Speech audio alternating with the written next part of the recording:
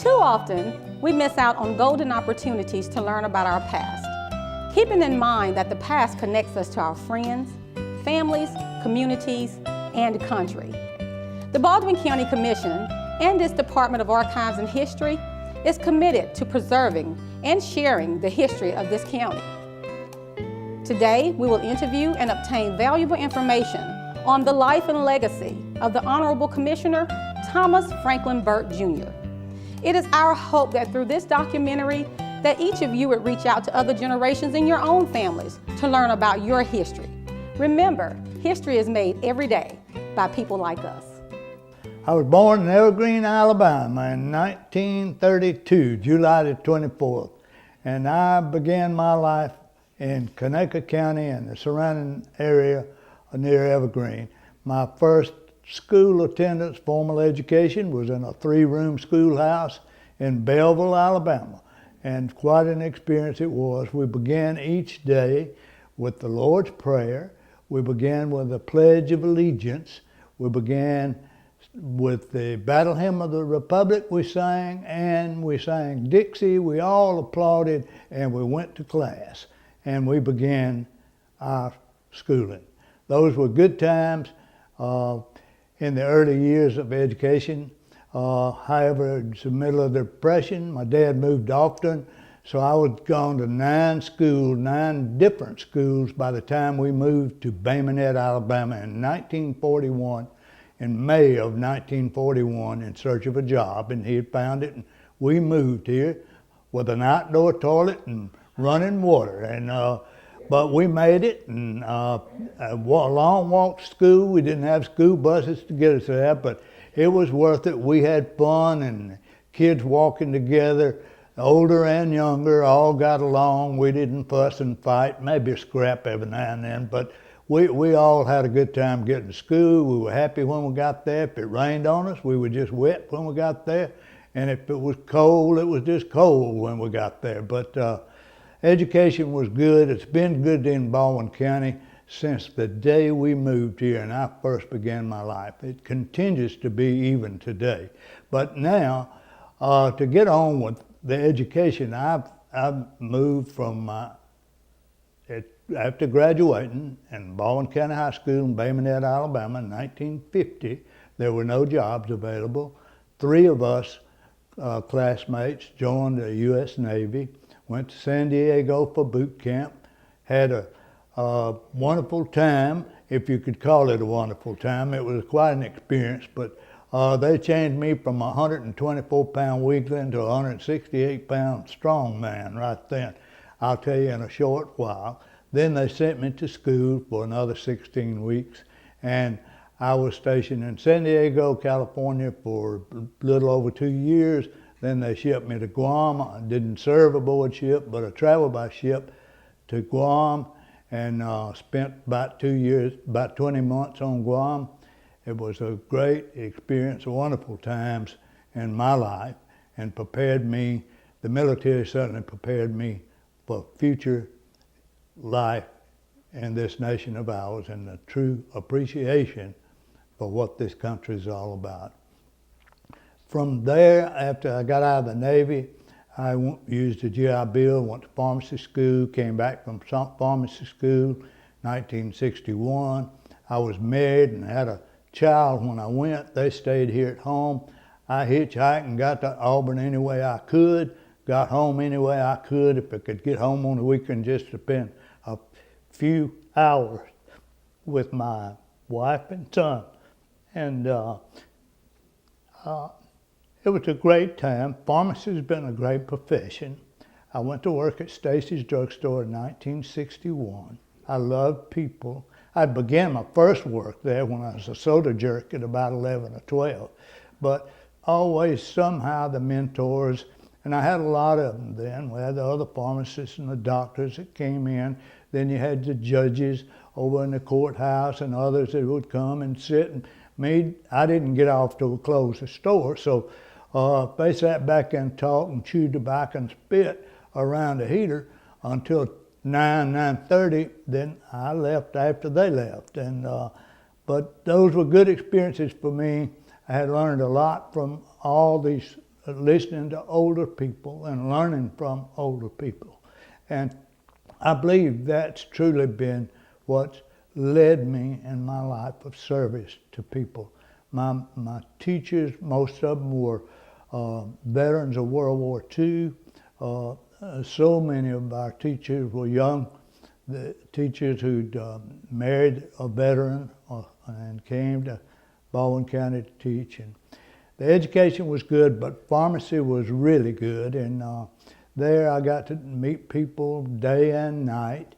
I often would have, then you didn't have all-night drugstores, so if a doctor called you at 2 o'clock in the morning and had a patient, they'd come to his house, or he'd made a house call for and they'd written a prescription and they need them, they called the drugstore, called the house, and I went out. I got most of the night calls, not all of them.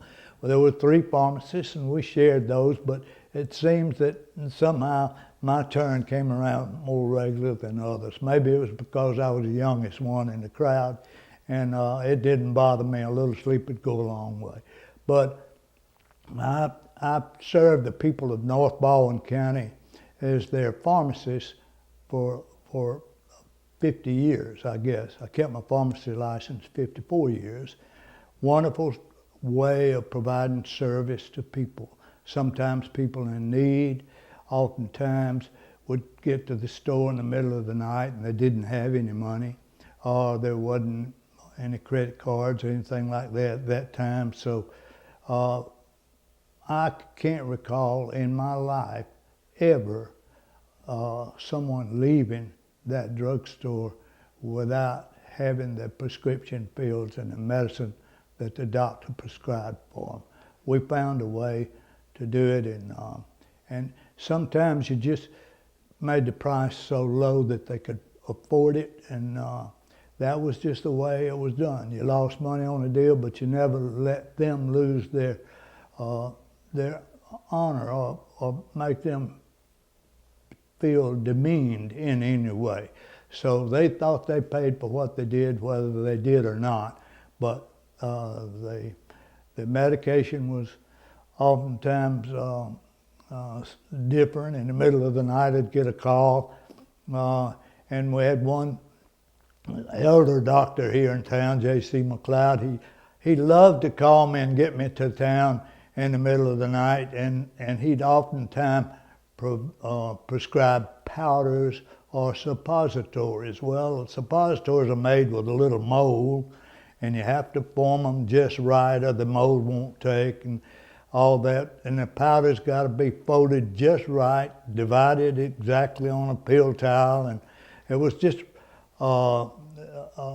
his way of seeing what I was made out of, I think. And Dr. McLeod and I remained close friends until his death later in life. But he was just a good mentor to me. My first remembrance of church life, and of course my church life and God in my life has been so important and what's led me throughout all my steps, I believe.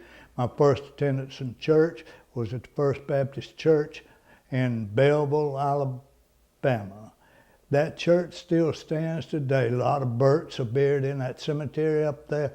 It not only stands, but they still have church services.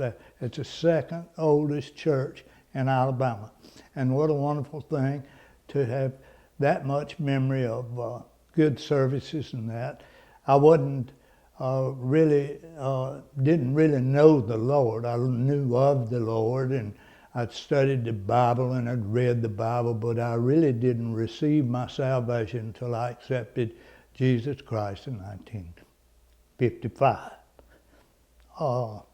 Since that time, God took hold in my life and led me forward in service and helping others, and in doing that, God blessed me always. And when you I could say this, when you feel an urge or a need to speak or call a friend or touch or say something to them, or say something in appreciation to a friend. I found in life that if you do, it's so meaningful to them. It's something you carry around in your heart oftentimes. I do. And you don't want to miss an opportunity, because if you fail to do it, the next time they may not be there.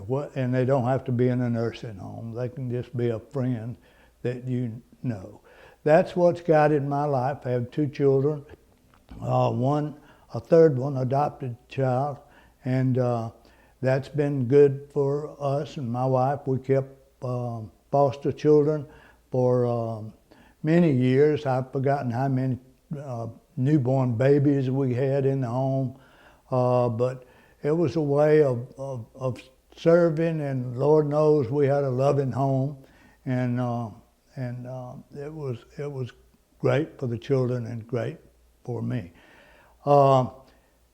Then in, I guess, May 6th, in fact, in 1988, my father died. And that's what led me to public service. But I've really found, I believe, I prayed about it deeply, what to do, because Baldwin County had been so good to the Burts. Or I felt that they had. God had been good to me, He'd blessed me in so many ways that I couldn't even imagine or begin to tell you about. But He did. And so in 1988, my father died suddenly. He was an old guy, well, seemingly old at the time. He was 79, I believe. And he was still working hard. He was retired, but working hard, and he was going with a friend. They was going to buy some hay baling equipment at 79 years old, baling bales of hay. So imagine that. But he died suddenly, and that left an emptiness in me for something that I needed to do to give back more than I was doing, just church and pharmacy and some fishing and hunting. But never traveled much, never wanted to see the world much. We never took vacations. I think I took one vacation in my life with my family, and that didn't last but about 5 days, because we'd gone where we wanted to go, and it was Colorado, and we'd seen what we wanted to see, and we came back home. We saw a lot, we experienced a lot, and it was a fun trip, but I didn't want to do it again, and neither did my family. We love where we live. We love Baldwin County. We love the people of Baldwin County and this nation and this state. And that's not politics. That's just what's deeply instilled in me and my family. Then when my father died, I talked to a close friend, asked him, I'd like to do some public service other than what I'm doing. I continue to do what I'm doing. And he says, Frank, I know the perfect position is coming open, run for county commissioner. And he says, there's nothing to that job. Then you meet twice a month. You meet for about an hour, and that's it. And that dear good friend of mine just passed away this past week, and I was at the funeral for Joe Fuller, and moved right on then from that, and remembered there as I saw him, and hugged his wife and his kids and family. I remember Joe telling me, there's really nothing to this job. But it's a little more than Joe thought it was, but it's changed so much. Baldwin County, when I came into office, was 78,000 people. Now we got about 230,000 people. And I think our enrollment in the schools was maybe 13,000 kids, and now we're 30 some odd thousand, I think, and enrolling. So we've seen a lot of new schools built in the county by the county commission and the Board of Education, and the parents and others working together with the legislators to give us a good education in Baldwin County. Baldwin County has always been noted for a good education. We continue to have good education, and and we want it to be the very best that a child can get right here in this county. And I continue to strive to do that. Some folks tell me that maybe you've served a long time, Frank, and I have. I've served this is my 29th year on the commission, but I love what I'm doing. I love service. My wife died a little over 2 years ago, May 26th, and right after her birthday, 10 days after her birthday, her 80th birthday. But she was going strong too up until that time. Died suddenly in her sleep, laying in the bed with me just the way she'd always prayed God would provide. He did. I woke up that morning, found her dead in bed, didn't know she was. She just appeared in perfect sleep and calm. Called her for the coffee because we'd had coffee together every morning. She wouldn't speak till she'd had the second cup, but we did, and when I called her and she didn't move, and